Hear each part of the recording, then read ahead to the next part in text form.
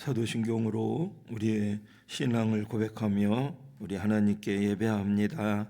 전능하사 천지를 만드신 하나님 아버지를 내가 믿사오며 그 외아들 우리 주 예수 그리스도를 믿사오니 이는 성령으로 잉태하사 동정녀 마리아에게 나시고 본디오 빌라도에게 고난을 받으사 십자가에 못 박혀 죽으시고 장사한 지 사흘 만에 죽은 자 가운데서 다시 살아나시며 하늘에 오르사 전능하신 하나님 우편에 앉아 계시다가 저리로서 산자와 죽은 자를 심판하러 오시리라. 성령을 믿사오며 거룩한 공회와 성도가 서로 교통하는 것과 죄를 사하여 주시는 것과 몸이 다시 사는 것과 영원히 사는 것을 믿사옵나이다.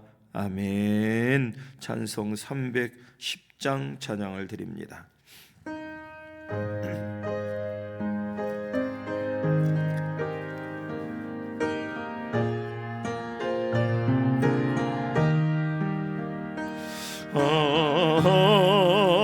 하나님의 은혜로 있을 때 없는 자에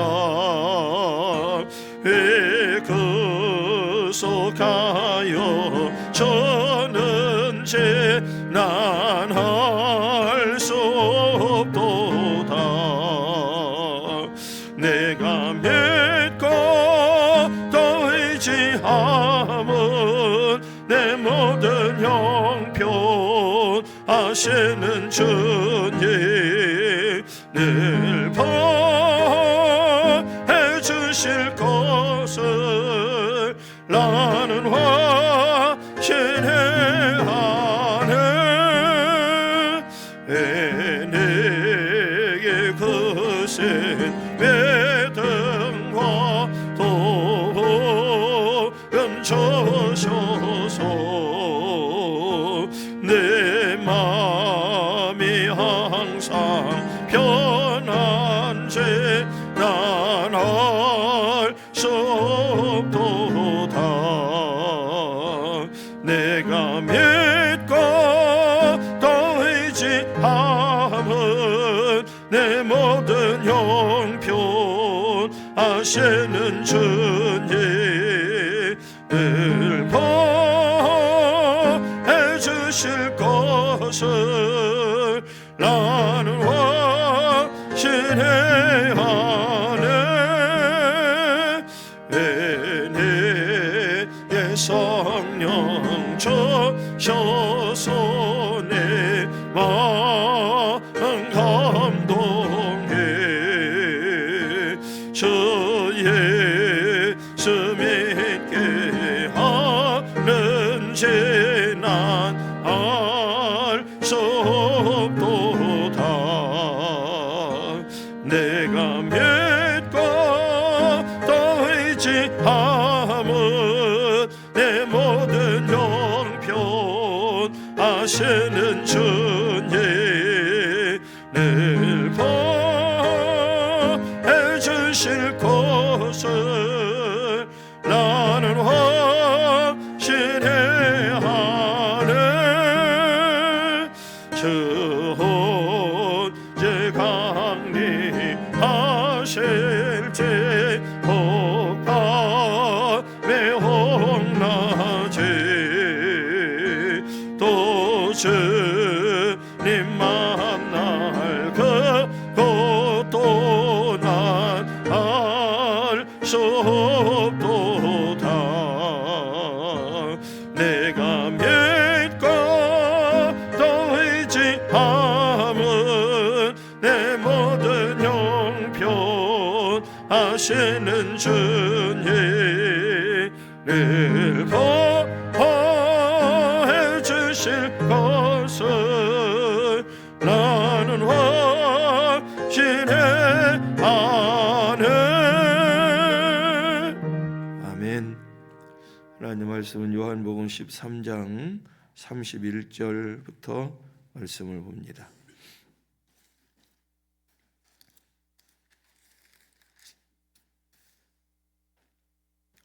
요한복음 13장 31절부터 35절까지 말씀입니다. 우리 다 같이 함께 말씀을 봉독합니다. 그가 나간 후에 예수께서 이르시되 지금 인자가 영광을 받았고 하나님도 인자로 말미암아 영광을 받으셨도다. 만일 하나님이 그로 말미암아 영광을 받으셨으면 하나님도 자기로 말미암아 그에게 영광을 주시리니 곧 주시리라. 작은 자들아, 내가 아직 잠시 너희와 함께 있겠노라. 너희가 나를 찾을 것이나 일찍이 내가 유대인들에게 너희는 내가 가는 곳에 올 수 없다고 말한 것과 같이 지금 너희에게도 이르노라. 새 계명을 너희에게 주노니 서로 사랑하라. 내가 너희를 사랑한 것 같이 너희도 서로 사랑하라. 너희가 서로 사랑하면 이로써 모든 사람이 너희가 내 제자인 줄 알리라. 아멘. 오늘 또 복된 하루 되시기를 주의 이름으로 축원합니다. 고난 주간이 이제 얼마 남지 않았는데 남은 시간 주님의 임재를 누리며 또 주님과 함께하는 저와 여러분이 되었으면 좋겠습니다. 요한복음 13장 말씀은 예수님께서 유월절을 앞두고 제자들과 마지막 만찬을 배경으로 하고 있습니다. 예수님은 마지막 만찬 자리에서 제자들의 발을 씻어 주셨죠. 그리고 떡과 잔을 나누어 주십니다. 뿐만 아니라 사랑하는 제자 유다에게 회개할 수 있는 기회를 주시죠. 오늘 우리가 읽은 본문 31절은 그가 나간 후에라는 말로 시작이 되죠. 여기 기록되어 있는 그라는 단어는 바로 가룟 유다를 가리킵니다. 가룟 유다는 예수님께서 여러 번 회개할 수 있는 기회를 그에게 주셨지만 그 회개를 뿌리치고 회개하지 않고 예수님을 떠나 자기가 하고자 하는 일을 위해서 그 무리 가운데서 나가게 됩니다. 인생은 기회를 잘 선용할 줄 알아야 합니다. 내게 주신 기회를 잘 잡아야 우리의 인생이 복된 인생이 될 수가 있습니다. 기회를 잡는다, 기회를 선용한다 라고 하는 얘기는 또 다른 말로 표현한다면 인생은 어림없이 우리들에게 찾아오는 그 기회를 선택하는 것이다. 또 다른 말로 표현한다면 인생은 자기 선택이다, 이렇게 생각을 할 수도 있습니다. 누가 뭐라고 해도 자기 인생의 방향은 자신이 선택한 대로 나아가게 되죠. 사람들은 어떤 일을 선택하고 난 후에 잘못되면 하나님을 원망합니다. 그때 내가 그 일을 선택하지 않도록 하나님께서 강력하게 막아주셨으면 좋았을 텐데 내버려 두셨다고 불평을 하죠. 예를 들면 이런 거죠. 하와가 선악을 알게 하는 나무의 열매를 사단의 유혹을 받아서 보는 순간 먹음직도 하고 보암직도 하고 지혜롭게 할 만큼 탐스럽게 보였습니다. 그래서 그때 손을 내밀어서 선악을 알게 하는 나무의 열매를 따 먹죠. 그런데 그 따 먹고 난 후에 진짜 하나님이 나를 사랑하신다면 따먹지 못하게 그때 나타나가지고 내 이놈 한번 해줬으면 내가 절대 안 먹었을 텐데, 이렇게 사람들은 자기가 선택한 일에 대해서도 하나님을 향해서 불평하고 원망하죠. 유다는 우리가 잘 알고 있는 것처럼 나중에 자신의 행동을 후회하죠. 자기가 잘못 선택했구나, 하나님께서 자기에게 주신 기회를 잘못 사용했구나 라고 하는 것을 이제 회개하지는 않고 후회만 하죠. 그 후회하다가 결국 그는 이제 스스로 자기 인생을 마감하게 되는데, 하나님은 우리에게 자유의지를 주셨기 때문에 우리가 선택한 것에 대해서 우리는 우리 자신의 선택을 책임져야 하는 거죠. 하나님은 우리들이 바르게 선택하며 살아갈 수 있도록 우리들에게 선택의 기준을 제시해 주셨습니다. 그것이 바로 말씀, 우리가 들고 다니고 늘 보고자 하는 하나님의 말씀이죠. 날마다 이 말씀을 기준으로 해서 선택함으로 말미암아 후회하지 않는 삶을 영위해 나가는 저와 여러분이 되어야 될 줄로 믿습니다. 유다가 나간 후에 예수님은 이런 말씀을 하십니다. 31절 보면 지금 인자가 영광을 받았고 하나님도 인자로 말미암아 영광을 받으셨도다. 여기 얘기하는 인자는 바로 예수님을 가리키죠. 그 영광이라고 하는 것은 바로 이어질 십자가를 말씀하고 있습니다. 사람들은 대부분 자기 안에 또 자기 앞에 십자가가 나타나고 그 십자가를 지고 가다 보면 이제 팔자 타령을 참 많이 합니다. 내 인생은 왜 이런지 모르겠다. 내 인생은 왜 이 꼴인지 모르겠다. 십자가를 지고 가는 그의 걸음을 통해서 하나님의 거룩한 뜻을 이루어 드리기보다는 스스로 자기 자신을 향한 탓과 원망이 참 많이 있습니다. 내가 어떤 공동체에서든지 내가 있는 자리에서 희생하고 헌신해야 할 일들이 생기면 자기 자신은 마치 저주받은 인생처럼 생각하는 경향이 사람들에게 너무나 많이 있어요. 그 사람들은 대부분 다른 사람들보다 내가 조금이라도 희생하는 것 같고 손해보는 것 같으면 참 견디기 어려워합니다. 그런데 주님은 십자가, 다른 말로 말하면 사명을 영광이라고 말합니다. 왜냐하면 십자가를 통해서만 영광을 얻을 수 있고 영광을 받을 수 있기 때문이죠. 십자가를 통해서 어떤 결과가 온 인류에게 임하게 될 것인지를 익히 내다보고 계셨던 예수님은 그 십자가를 영광이라고 표현을 하고 있어요.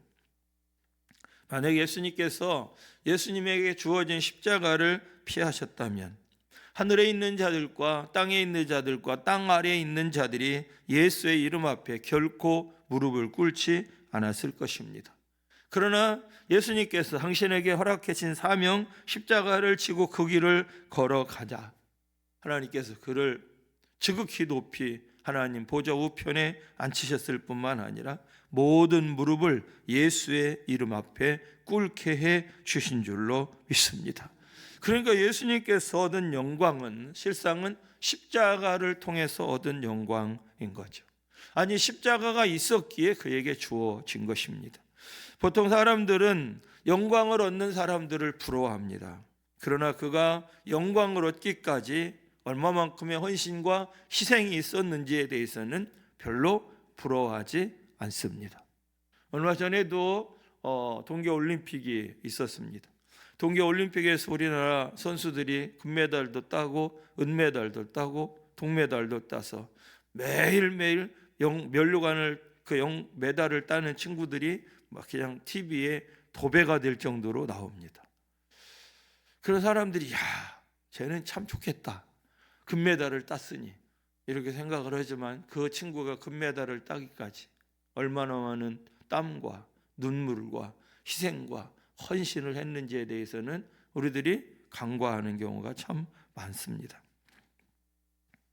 안타깝게도 그래서 우리들은 그런 땀과 희생과 헌신을 원하지 않아요. 그러다 보니까 영광을 취하지 못하는 경우도 참 많습니다.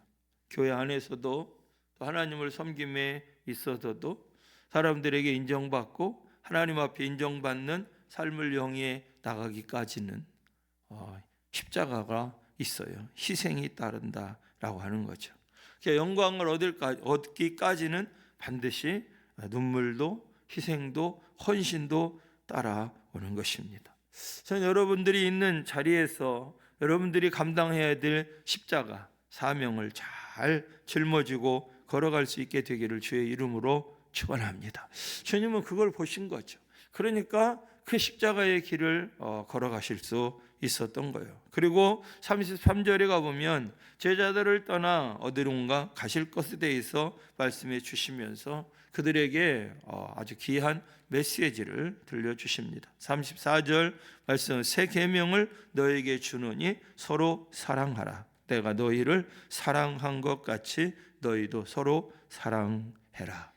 오늘 여기서 우리들이 메시지를 받고 그리고 말씀을 붙들고 하나님 앞에 기도하는 시간을 가지려고 그럽니다. 새 계명을 준다. 새 계명이라고 하는 단어가 나오죠. 새 계명. 어느 날 한 율법사가 예수님을 찾아오었습니다. 선생님, 계명 중에 가장 큰 계명은 무엇입니까? 라고 묻죠. 그때 예수님께서 신명기 말씀을 인용해서 마태복음 22장 37절에 가보면 네 마음을 다하고 목숨을 다하고 뜻을 다하여 주 너희 하나님을 사랑해라. 둘째도 그와 같으니 네 이웃을 네 자신같이 사랑하라 라고 말씀해 주십니다. 그러니까 예수님께서 구약에 기록되어 있는 구약 성경 그 모든 율법의 핵심을 한마디로 뭐로 표현을 했느냐면 사랑이라고 정의를 내려주신 거죠. 위로는 하나님을 향한 사랑이고 옆으로는 이웃을 향한 사랑을 이야기를 하고 있습니다. 그러니까 실상 예수님께서도 이미 성경의 엑기스, 사랑이다. 위로 하나님 사랑, 옆으로 이웃 사랑, 코이노니아인 거예요. 여러분, 신앙생활이라고 하는 게 무엇이냐? 신앙생활이라고 하는 것은 사랑하며 사는 것입니다. 실상 신앙생활뿐만 아니라 인생도 사랑하며 사는 것입니다. 그런데 사랑하며 살아가야 될 인생들이 사랑하며 살지 못하고 참 다퉈가며 사는 것이 인생인 줄 알아요. 누가 참 좋은 신앙인이냐? 참 저 사람은 신앙이 좋아. 그 사람은 사랑하며 사는 사람인 줄로 믿습니다. 그가 진짜 신앙생활을 잘하는 사람이요, 신앙이 좋은 사람이에요. 우리는 하나님을 사랑하고 그리고 이웃을 사랑하며 사는 사람, 신앙이 좋은 사람이죠. 우리는 그거 위에 다른 것들을 가지고 신앙이 좋다 안 좋다를 판단하고 평가를 해요. 그런데 실상 신앙이 좋은 것은 그에게 사랑이 있느냐 없느냐로 판단해야 맞는 거죠. 왜냐하면 율법의 핵심이 사랑이니까. 우리는 오늘 이 시간에도 고난주간을 맞이해서 새벽을 깨워 하나님 앞에 기도하고 예배합니다. 우리는 또 이 시간에 하나님의 말씀을 듣습니다. 왜 우리가 예배하고 이 고난주간을 새벽을 깨워서 하나님 앞에 나와 기도하며 하나님 말씀에 귀를 기울입니까? 이유가 뭐예요? 예수님처럼 사랑하며 사는 자가 되기를 원하기 때문입니다. 예수님의 뒤를 닮아가고 예수님을 닮은 그리스도인이 되기를 위해서인 거예요. 세상은 사랑보다 더 높은 가치는 없어요. 사랑이 그래서 제일이라고 고린도 전서에서는 우리들에게 말씀하고 있고, 이렇게 사랑을 얘기를 하다가 보니까 기독교를 사랑의 종교라고 이야기를 하죠. 이게 이제 퇴색돼서 많은 사람들에게 이런저런 이야기를 듣기도 하지만 우리들은 하나님께서 우리에게 요구하시는 것, 정말 성경을 통해서 우리들에게 말씀하고 있는 바가 사랑하며 살아가는 예수님의 뒤를 닮아가는 것이라고 하는 것을 우리는 다시 한번 이 고난주간에 기억해야 될 줄로 믿습니다. 요한일서 4장 7절에 가보면 사랑하는 자들아 우리가 서로 사랑하자. 사랑은 하나님께 속한 것이니 사랑하는 자마다 하나님으로부터 나와서 하나님을 알고 사랑하지 아니하는 자는 하나님을 알지 못하나니 이는 하나님은 사랑이심이라 라고 말씀하고 있어요. 사랑은 예수님이 새롭게 주신 계명이 아닙니다. 원래 있던 계명인데 예수님께서 다시 한번 말씀해 주신 거죠. 그 사랑은 구약에도 사랑이고 신약 속에서도 사랑이에요. 왜냐하면 사람들이 구약 시대에 받은 계명을 온전하게 실천하지 않았기 때문에 예수님의 사랑을 다시 그들에게 말씀해 준 거예요. 구약 시대에 하나님이 주신 메시지는 사랑하며 삶을 영위해 나가는 건데 사람들은 하나님의 뜻을 따른다고 하는 명목 아래 눈에는 눈, 이에는 이로 사랑을 잘못 지키고 받아들였어요. 아내를 향해서 이혼 증서를 써줘라 라는 말을 더 좋아했어요. 사랑하며 삶을 영위해 나가는 것보다. 그러니까 사랑은 실질적으로 하나님이 그들에게 말씀해 주신 것은 사랑하며 살아가는 것인데, 이 사랑은 싹 빠지고 율법만 그들에게 남았던 거죠. 실상은 율법도 제대로 지키면 이 사랑이 살아났을 텐데, 율법의 알맹이는 빼버리고 껍데기만 지키니까 사랑이 없어져 버리고 만 것이죠. 그들을 향해서 예수님은 다시 한번 말씀을 주셨어요. 그래서 그것을 세계명이라고 말씀을 하시죠. 껍데기가 아니라 진짜 중요한 건 알맹이라고, 그 알맹이는 사랑이라고 주님은 율법학자뿐만 아니라 지금 우리들에게도 말씀해 주신 거죠. 우리들에게도 오늘 말씀합니다. 내가 너희를 사랑한 것 같이 너희도 서로 사랑해라. 여러분, 이 예수님께서 들려주신 말씀 속에서 중요한 사실을 하나 발견합니다. 그건 뭐냐?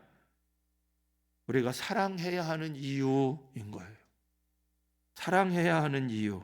내가 너희를 사랑한 것 같이. 예수님께서 우리를 먼저 사랑하셨기에 우리도 서로 사랑하라고 주님은 우리들에게 말씀하고 있습니다. 예수님께서 우리를 어떻게 사랑해 주셨습니까? 예수님의 사랑은 말로만 하는 것이 아니라 실제적으로 사랑하신 거죠. 오늘 우리가 이 새벽을 깨운 이유가 그 속에 들어있어요. 십자가에서 우리를 위해서 대속제물이 되어서 화목제물이 되어서 당신의 몸을 내주신 것입니다. 요한일서 3장 18절엔 자녀들아 우리가 말과 혀로만 사랑하지 말고 행함과 진실함으로 하자라고 말씀하고 있어요. 말과 혀로만 하지 말고 행함과 진실함으로. 그래서 예수님의 사랑을 아낌없이 주는, 조건 없이 주는 아가파의 사랑이라고 말씀을 하고 있어요. 만약 예수님이 조건을 따지면서 사랑을 주셨다면 실상은 여기 앉아 있을 수 있는 사람은 아무도 없어요. 구원을 받을 수 있는 사람은 아무도 없습니다. 우리는 아무런 조건 없이 하나님의 사랑을 받은 자들인 줄로 믿습니다. 그 사랑을 주시기 위해서 예수님은 하늘 보좌를 버리고 이 땅에 사람으로 오신 것입니다. 하나님이 세상을 이처럼 사랑하사 독생자를 주셨으니 죄 가운데 있는 우리를 사랑하셔서 배신자를 사랑하셔서 우리를 죄에서 구원하기 위해서 당신의 몸을 십자가에서 다 내주신 분, 그분만 우리를 구주 예수님이신 줄로 믿습니다. 로마서 5장 8절에는 우리가 아직 죄인 되었을 때에 그리스도께서 우리를 위하여 죽으심으로 하나님께서 우리에 대한 자기의 사랑을 확증하셨느니라 라고 말씀을 하고 있습니다. 내가 너희를 사랑한 것처럼. 주님은 오늘 또 우리들에게 말씀해 주고 있어요.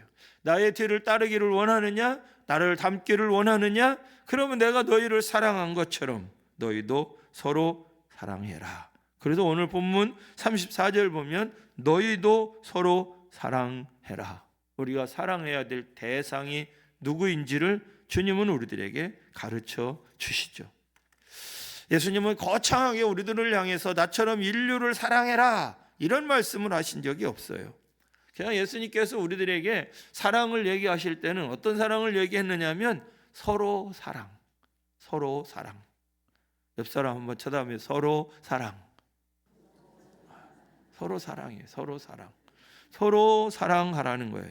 여기서 말씀하고 있는 서로라고 하는 말은 실상은 가장 가까운 사람을 말하는 거예요. 가깝게는 부부, 남편과 아내, 또 부모와 자녀, 또 내가 일하는 회사 동료, 함께 예배하는 믿음의 식구, 직장에서 만나는 사람, 내가 무슨 일을 할 때 거래처, 여러 부류의 사람들을 서로라고 하는 말로 표현할 수 있어요. 가장 가까운 데 있는 사람들을 향해서 사랑할 것을 주님은 우리들에게 말씀해 주고 있죠. 실상은 가까이 있는 사람으로 인해서 상처도 받고 가까운 사람으로 인해서 아픔도 경험합니다. 그런데 주님은 그를 사랑하라고 성경은 이야기를 하죠. 요한일서 4장 20절 가보면 누구든지 하나님을 사랑하노라 하고 그 형제를 미워하면 이는 거짓말하는 자니 보는 바 형제를 사랑치 아니하는 자가 보지 못하는 바 하나님을 사랑할 수가 없느니라 라고까지 요한 선생님은 우리들에게 말씀해 주셨어요. 이 말씀을 들었던 당시 제자들의 마음은 어땠을까? 왜냐하면 제자들은 그 유월절 만찬 자리에 올 때까지 서로 누가 크냐 논쟁했거든요. 내가 더 높은 자리에 올라가야 된다고, 내가 주님의 우편에 앉아야 된다고, 왜 네가 앉으려고 그러느냐고 이렇게 하면 서로 싸워가며 아웅다웅 해가면서 다퉈가면서 거기까지 왔는데 주님은 그 자들에게 이야기하실 때 내가 너희를 사랑한 것처럼 너희들도 서로 사랑해라 라고 말씀해 주셨어요. 사랑은 서로 사랑이어야 합니다. 서로 사랑. 그러니까 혼자 하는 사랑을 우리는 짝사랑이라고 표현해요. 서로 사랑하는 사랑이 온전한 사랑인 것이. 사랑은 서로가 해야 된다는 것. 일방적인 사랑이 되어서는 안 된다. 부모는 자녀들을 사랑합니다. 그런데 부모만 자녀들을 사랑해요. 자녀만 부모를 사랑해요. 안 된다는 거죠. 서로가 서로 사랑해야 된다. 성도들은 목회자가 성도들을 사랑하기를 원해요. 그러면 성도들도 목회자를 사랑해야 되는 거죠.